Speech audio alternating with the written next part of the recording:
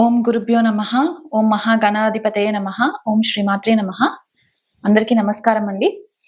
ఈరోజు మనము ఏం తెలుసుకునే ప్రయత్నం చేద్దామంటే, ఇప్పుడు మనకి సెప్టెంబర్ 7వ తారీఖున చంద్రగ్రహణం ఏర్పడుతుంది కదా. ఆ చంద్రగ్రహణము మనకి 12 రాశుల వాళ్ళకి ఎలా ఉండబోతుంది అనే ఒక విషయాన్ని తెలుసుకునే ప్రయత్నం చేద్దాము. కాకపోతే ముందుగా మనకి ఈ చంద్రగ్రహణము ఏ రాశిలో ఏర్పడుతుంది, ఏ నక్షత్రంలో ఏర్పడుతుంది, దాని యొక్క ఎఫెక్ట్స్ ఎలా ఉంటాయి మనకి మన వ్యక్తిగత జీవితంలో అవ్వచ్చు, లేకపోతే మనకి గ్లోబల్ లెవెల్‌గా ఇంపాక్ట్ అయ్యే సిట్యుయేషన్స్ ఏముంటాయి అనేది తెలుసుకునే ప్రయత్నం చేద్దాము.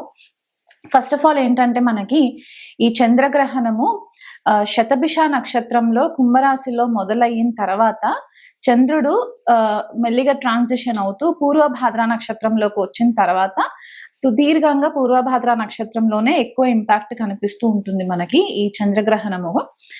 ప్రజెంట్ మనకు అక్కడ రాహు కూడా గోచారంలో పూర్వభాద్ర నక్షత్రంలోనే సంచారం జరగడము, పూర్వభాద్ర నక్షత్రము 2వ పాదంలో సంచారం జరగడము, ఈ చంద్రగ్రహణం కూడా మనకి కొద్దిపాటిగా రాహు అండ్ చంద్రుడి యొక్క క్లోజ్ కంజంక్షన్ వల్ల మనకి ఈ చంద్రగ్రహణం అనేది ఏర్పడుతుంది. మనకి ఆపోజిషన్ లో చూసుకుంటే కనుక కుంభరాశికి రవి కేతు యుతి ఏర్పడము, అందులో మళ్ళీ మనకి బుధుడు కూడా రవి కేతులతో కలిసి ఉంటారు కాబట్టి ఈ సింహరాశి అండ్ కుంభరాశి యాక్సెస్ లో మనకి ఈ చంద్రగ్రహణం ఏర్పడుతుంది. అండ్ ఈ గ్రహణము విశిష్టత ఏంటి అంటే మనకి సింహరాశి కుంభరాశి యాక్సెస్ లో స్పెసిఫిక్ గా కుంభరాశిలో మనకి 18 సంవత్సరాల తర్వాత ఈ గ్రహణం ఏర్పడుతుంది. లాస్ట్ మనకి ఈ యాక్సెస్ లో ఏర్పడింది ఎప్పుడు అంటే సెప్టెంబర్ 11, 2007లో మనకి ఈ గ్రహణం ఏర్పడింది అనమాట. సో ఎగ్జాక్ట్ 18 years తర్వాత మనకి ఈ గ్రహణం అనేది సంభవిస్తుంది. కాబట్టి మీ వ్యక్తిగత జీవితంలో లాస్ట్ 18 years క్రితము మీకు ఏవైతే అనుభవాలు ఉన్నాయో ఒక్కసారి మీరు నెమర వేసుకునే ప్రయత్నం చేయండి. అంటే మీకు మంచి జరిగిందా, లేకపోతే ఈ గ్రహణం తర్వాత మీకు ఏమైనా సడన్ గా ట్రాన్స్ఫర్మేషన్స్ జరిగాయా పర్సనల్ లైఫ్ లో, 18 years క్రితము మీకు ఏవైనా కొత్త అలవాట్లు ఏమైనా ఉంటే గనక, అంటే ఆ 18 years పీరియడ్ లో ఏవైనా మనకి హ్యాబిట్స్, అవి మంచి హ్యాబిట్స్ అవ్వచ్చు, చెడు హ్యాబిట్స్ అవ్వచ్చు, ఏవైనా ఉండుంటే గనక అవి కొద్దిగా మనకి ఈ గ్రహణం తర్వాత ఆల్టర్ అయ్యే ఛాన్సెస్ కనిపిస్తూ ఉంటాయి. ఇంకొక విశిష్టత ఏంటి అంటే గురువు మనకి ప్రజెంట్ ట్రాన్సిషన్ లో మిథున రాశిలో సంచారం జరుగుతుంది కాబట్టి ఈ గురువు వచ్చేసి ఏంటంటే మనకి రాహుకి ట్రైన్ యాక్సెస్ లో ఉంటారనమాట. అంటే మనకి త్రికోణంలో గురు సంచారం జరుగుతుంది కాబట్టి ఈ వాయుతత్వ రాశులలో సంచారం అనమాట రాహు అండ్ గురువు. అండ్ ఇప్పుడు ఈ గ్రహణం ఏర్పడే టైంకి మనకి రాహు కేతువు 24 degrees సంచారంలో ఉన్నప్పుడు గురువు కూడా 24 degrees లోనే ఉంటారు కాబట్టి గురువు యొక్క ఆస్పెక్ట్ రాహు పైన పడుతుంది కాబట్టి కొద్దిపాటిగా ఈ గ్రహణం ఏమవుతుందంటే ఎక్కువ ఫలితాలు చూపెట్టకుండా గురు యొక్క బ్లెస్సింగ్స్ వల్ల మనకి చాలా మందికి కూడా చాలా రకాలుగా ఆధ్యాత్మిక చింతన పెరగడానికి ఛాన్సెస్ కనిపిస్తుంటాయి.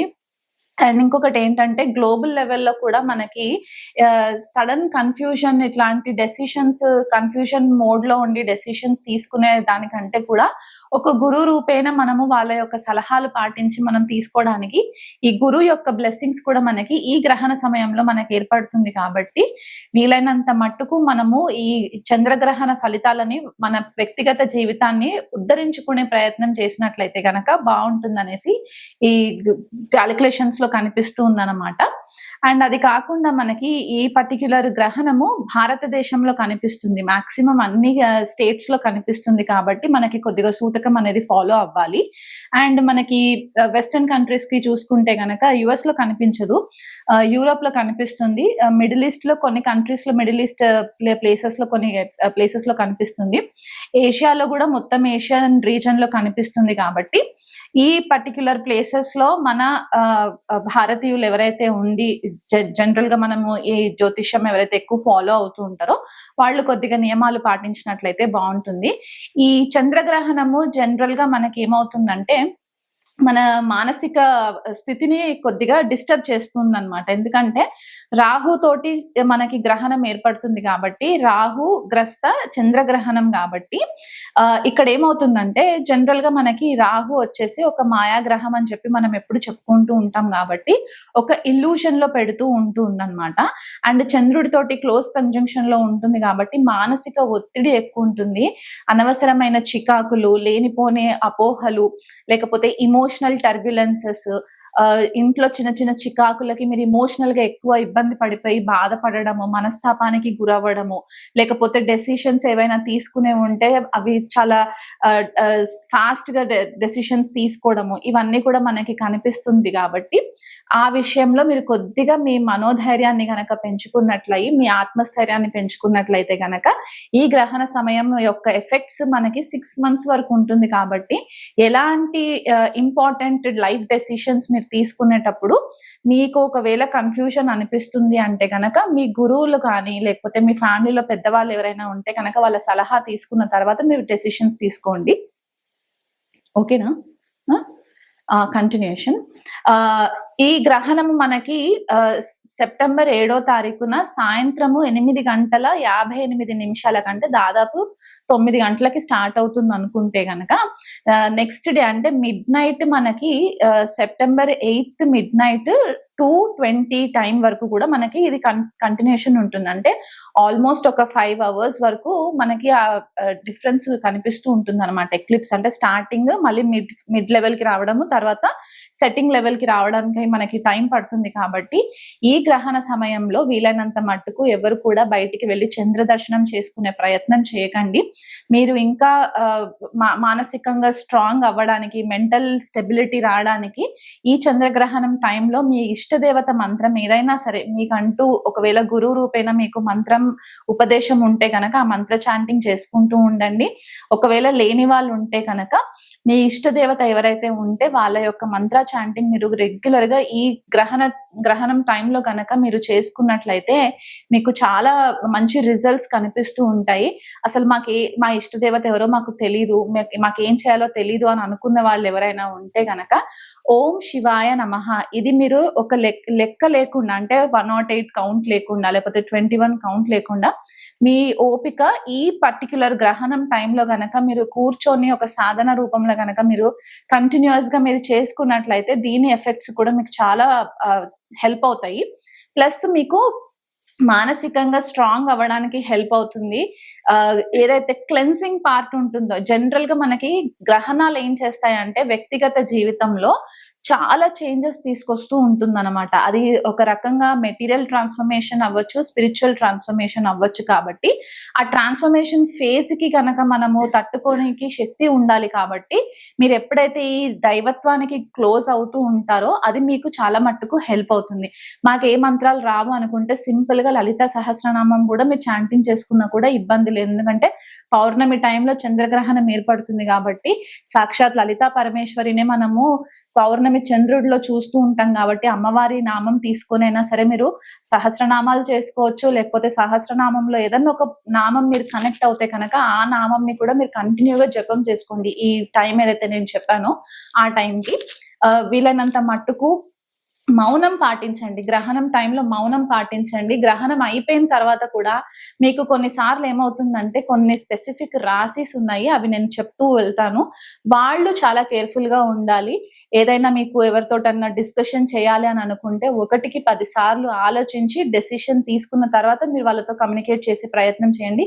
ఈ పర్టికులర్ టైంలో ఏమవుతుందంటే మీకు ట్రిగర్ క్రియేట్ చేయడానికి కూడా చాలా వ్యక్తులు మిమ్మల్ని ఇరిటేట్ చేస్తూ ఉంటారు. కాబట్టి మీ మనోధైర్యాన్ని కోల్పోకుండా వీలైనంత మట్టుకు కేర్ఫుల్ గా హ్యాండిల్ చేసుకున్నట్లయితే మీకు ఈ గ్రహణం కూడా పెద్దగా నెగటివ్ ఎఫెక్ట్స్ ఇవ్వకుండా ఉంటుంది. తులారాశి వాళ్ళకి ఈ గ్రహణము మనకి పంచమ స్థానంలో జరుగుతుందండి. అంటే కుంభరాశి వీళ్ళకి తులరాశి తుల లగ్నం నుంచి చూసుకుంటే పంచమ భావం అవుతుంది. కాబట్టి పంచమము అండ్ లాభస్థానము ఈ రెండు యాక్సెస్ కొద్దిగా ప్రామినెంట్ రిజల్ట్స్ కనిపిస్తాయి అన్నమాట. మనకి జనరల్ గా పంచమ స్థానం అంటే పిల్లలకి సంబంధించిన స్థానము, క్రియేటివిటీ, రొమాంటిక్ అఫైర్స్ ఇట్లాంటివన్నీ చెప్పుకుంటూ ఉంటాం కదా. సో ఇక్కడ చంద్రరాహువుల యుతి గ్రహణము ఇక్కడ ఏమవుతుందంటే క్రియేటివిటీ ఏదైతే బ్లాక్ అయిపోయి ఉంది అని అనుకునే తులారాశి తులాలగ్నం వాళ్ళు ఎవరైతే ఉంటే గనక ఆ క్రియేటివిటీ సడన్ గా ఓపెన్ అప్ అవ్వడానికి ఛాన్సెస్ ఎక్కువ కనిపిస్తున్నాయి. అంటే ఒక వాల్కానిక్ ప్రెషర్ వచ్చినప్పుడు మనకి సడన్ గా చర్నింగ్ అయిన తర్వాత ఒక్కసారి అమాంతం క్లియర్ అవ్వడానికి ఛాన్సెస్ ఉంటుంది కదా, బ్లాస్ట్ అవ్వడానికి. సో ఇక్కడ కూడా ఇంచుమించు వీళ్ళ క్రియేటివిటీ సడన్ గా బయటికి రావడం అనేది కనిపిస్తుంది అనమాట. సో ఇది వరకు కూడా నేను బ్లాక్ అయిపోయి ఉన్నాను, నా క్రియేటివ్ స్కిల్స్ పనిచేయట్లేదు సరిగ్గా, నాకు ముందట్లాగా నేను యాక్టివ్ గా చేయట్లేదు అని అనుకునే తులారాశి వాళ్ళు ఎవరైతే ఉంటే గనక ఈ గ్రహణం తర్వాత మీకు చాలా చేంజెస్ వస్తాయన్నమాట. సో ఏదైనా మీడియాలో కొత్తగా ఛానల్స్ ఎవరైనా పెట్టాలనుకుని తులారాశి వాళ్ళు ఉంటే, లేకపోతే ఏదైనా ఈ కామర్స్ బిజినెసెస్ అట్లా చేయాలి, త్రూ ఇంటర్నెట్ ఏదైనా చేయాలి అని అనుకునే వాళ్ళు ఉన్నా, లేదా కొత్తగా టెక్నాలజీ ఏదైనా నేర్చుకోవాలి అని అనుకునే తులారాశి తులాలగ్నం వాళ్ళు ఎవరైనా ఉంటే గనక మీకు మంచి స్కిల్స్ నేర్చుకోవడానికి కూడా చాలా ఆపర్చునిటీస్ క్లియర్ గా కనిపిస్తున్నాయి గ్రహణం తర్వాత. కాబట్టి అది కొద్దిగా యూజ్ చేసుకునే ప్రయత్నం చేయండి. తులారాశి వాళ్ళ పిల్లల విషయంలో కొద్దిగా కేర్ఫుల్ గా ఉండండి. ఎందువల్ల అంటే ఆ పిల్లల విషయంలో కూడా మీకు కొద్దిపాటిగా చికాకులు అనేవి కనిపిస్తున్నాయి. వాళ్ళు ఒకవేళ వాళ్ళ పర్సనల్ లైఫ్స్ లో కూడా కొంచెం మీరు యాక్టివ్ గా ఉండి చూసుకునే ప్రయత్నం చేయండి. వాళ్ళ ఆరోగ్యం విషయంలో కూడా కొద్దిపాటిగా కేర్ఫుల్ గా ఉండండి. స్టాక్ ఎక్స్చేంజ్ లో ఎవరైతే గనక డబ్బులు పెడుతూ ఉంటారంటే స్టాక్ మార్కెటింగ్, స్పెక్యులేటివ్ బిజినెసెస్ ఇట్లాంటివి చేస్తూ ఉంటారు, కొంతమంది చేస్తూ ఉంటారు కదా. సో వాళ్ళు ఏంటంటే చాలా కేర్ఫుల్ గా మీరు ఏవైతే స్టాక్స్ కొనుక్కుంటూ ఉంటారో, లేకపోతే ఇట్లాంటి గ్యాంబ్లింగ్ యాప్స్ ఏవైతే ఉంటూ ఉంటాయో, స్పెక్యులేటివ్ బిజినెస్ అంటే షార్ట్ టర్మ్ లో ఎక్కువ డబ్బు సంపాదించాలనే ఐడియాస్ ఏవైతే ఉంటాయో అవి కొద్దిగా మీరు తగ్గించుకుంటే మంచిది. ఈ గ్రహణం యొక్క ఎఫెక్ట్స్ ఏమవుతుందంటే మిమ్మల్ని ఒక డిసెప్టివ్ అంటే ఒక మోసపూరితమైన ఇల్యూషన్ క్రియేట్ చేసేస్తుంది అనమాట. ఒక మాయ క్రియేట్ చేసేసినప్పుడు ఏమవుతుందంటే మీరు తెలియకుండానే మీరు ఎక్కువ డబ్బు పెట్టుబడి పెట్టేసినప్పుడు సడన్ గా మీకు లాసెస్ రావడం అనేది కూడా మీ అంచనాలు కొద్దిగా ఆపోజిట్ అయ్యే ఛాన్సెస్ ఉన్నాయి. కాబట్టి ఆ విషయంలో కొద్దిగా కేర్ఫుల్ గా ఉండండి.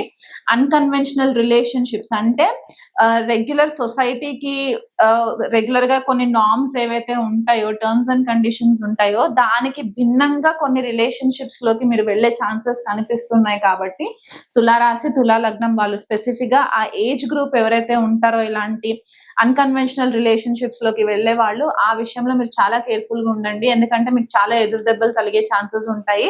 అంటే ధర్మబద్ధంగా ఏదైతే రిలేషన్షిప్ లోకి మీరు వెళ్తే దానికి ఏం ప్రాబ్లం లేదు, కానీ ధర్మానికి అధిగమించి మీరు ఏదైతే అధర్మంగా చేస్తూ ఉంటారో అట్లాంటి విషయాలలో మీరు చాలా పేరు నష్టపోతూ ఉంటారు. కాబట్టి ఆ విషయంలో కొద్దిగా కేర్ఫుల్ గా ఉండండి.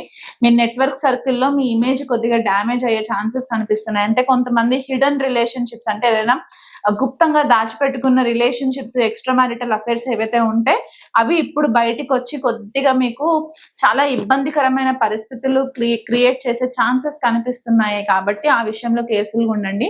మీ స్థాయి కంటే తక్కువ స్థాయి వాళ్ళతోటి కూడా మీరు కొద్దిపాటిగా రిలేషన్షిప్ లోకి వెళ్లే ఛాన్సెస్ ఉన్నాయి. దానివల్ల మీరు డబ్బు నష్టపోవడమే కాకుండా మానసిక ఒత్తిడి, అనవసరమైన లిటిగేషన్స్ లోకి వెళ్లే ఛాన్సెస్ ఈ గ్రహణం స్పెసిఫిక్ గా మిమ్మల్ని చేస్తుంది. కాబట్టి లేదా ఒక వ్యక్తిని మీరు నమ్మి మోసపోవడం వల్ల ఇమోషనల్ గా మీరు కంప్లీట్ గా రూయిన్ అయిపోవడానికి కూడా ఈ గ్రహణం కొద్దిగా చూపిస్తుంది. కాబట్టి ఆ విషయంలో మీరు చాలా కేర్ఫుల్ గా ఉండే ప్రయత్నం చేసుకోండి. హెల్త్ విషయంలో కూడా కొంచెం కేర్ఫుల్ డెసిషన్స్ తీసుకోండి. ఆరోగ్యాన్ని నెగ్లెక్ట్ చేయకండి. ఎవరిని నమ్మి కూడా డబ్బులు ఇవ్వకండి. కొత్త పెట్టుబడులు ఏదైనా పెట్టాలనుకుంటే గనక మీ వ్యక్తిగత జన్మ జాతకాన్ని ప్రాపర్ అస్ట్రాలజర్స్ తోటి మీరు పరిశీలన చేయించుకున్న తర్వాత మీరు అడుగులు ముందు వేస్తే మంచిది. చంద్రగ్రహణము పలానా రాశి వాళ్ళకి ఎఫెక్ట్ ఎక్కువ ఉంటుంది, పలానా రాశి వాళ్ళకి ఎఫెక్ట్ తక్కువ ఉంటుంది అనే భేదం లేకుండా ప్రతి ఒక్కళ్ళు కూడా చంద్రగ్రహణం అయిపోయిన వితిన్ 1 వీక్ టైం మీకు టైం తీసుకొని, జనరల్ గా అయితే మనకి 2-3 days లో అని చెప్తాము. ఒకవేళ 2-3 రోజుల్లో మీకు టైం దొరకట్లేదు అని అనుకుంటే కనీసం ఒక 1 వీక్ గ్యాప్ లో మీరు దగ్గరలో ఉన్న శివాలయంకి వెళ్ళి అక్కడ నవగ్రహ శాంతి చేయించుకోండి. ఎందుకంటే ఇక్కడ రాహు, శని, చంద్రుడు, రవి, కేతు, బుధుడు మేజర్ ప్లానెట్స్ అన్ని కూడా ఇంపాక్ట్ ఎక్కువ క్రియేట్ అవుతున్నాయి. కాబట్టి ఈ గ్రహాలకన్నిటికీ కూడా శాంతి చేయించుకోండి. మెయిన్ గా వచ్చే రాశులు ఎవరు అంటే సింహరాశి, కర్కాటక రాశి, కుంభరాశి, మీన రాశి వాళ్ళు, అండ్ మనకి వృశ్చిక రాశి వాళ్ళు, కన్యా రాశి వాళ్ళు, వీళ్ళు ఎక్కువ కూడా మకర రాశి వాళ్ళు, ఈ రాశుల వాళ్ళు చాలా ఇంపార్టెంట్ గా మీరు గ్రహణ శాంతి పూజ చేయించుకున్నట్లయితే మంచిది.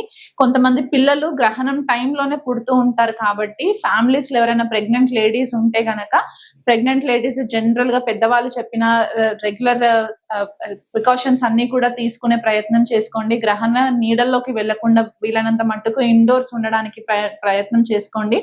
గ్రహణం టైంలో ఎవరైనా పిల్లలు కనుక పుడితే దగ్గరలో ఉన్న ఆస్ట్రాలజర్స్ తో కానివ్వండి, లేకపోతే మమ్మల్ని కాంటాక్ట్ అయినా సరే, జన్మజాతకం గీసుకున్నప్పుడు మనము గ్రహణ శాంతి పూజ కూడా మనం చేయించుకోవడం చాలా ఇంపార్టెంట్ అయిపోతుంది. అది 21 days లోపల మీరు పూజ చేయించుకోవాలి.